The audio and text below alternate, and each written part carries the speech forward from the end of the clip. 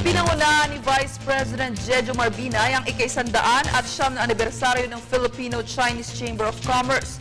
Kilala ang FCCC bilang isa sa organisasyon sa bansa na may layong magsagawa ng mga humanitarian efforts. May report si Sam Ramirez. Ngayong taon ay pinagdiriwang ang ika-109 na anibersaryo ng Filipino-Chinese General Chamber of Commerce, Inc. Ito ay isa sa pinakamatandang business organization sa ating bansa. Sila rin ay nagsasagawa ng ilang humanitarian at relief efforts tuwing nasasalanta ng mga kalamidad ang Pilipinas.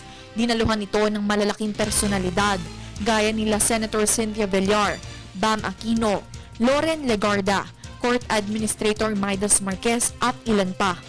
Dumalo din sa nasabing pagdiriwang si Vice Presidente Jejo Marbinay. Sa kanyang talumpati, nabanggit niya ang mahalagang papel ng pamahalaan at ng business sector upang makamit ang sustainable inclusive economic growth. It is government that performs tasks of the country as well as navigate. It has an important way in the market economy such as ours. The Philippines, I believe, government works best as navigating group and business works best as navigating. Government sets the course and business charts. Government steers and business leads the waters for leads to avoid and sports to ride out. Dinaluhan din ito ni Chinese Ambassador to the Philippines na si Ma Keqing.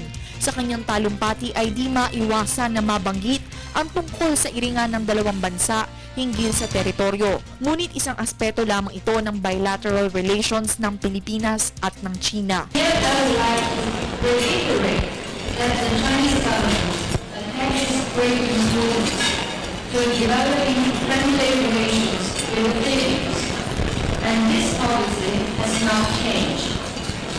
We hope the Philippine side can meet the Chinese side halfway, properly handle differences through dialogue and consultations, jointly promote bilateral cooperation in investment, trade, tourism, agriculture, and other areas. Nag-uulat para sa Telebisyon ng Bayan, Sam Ramirez.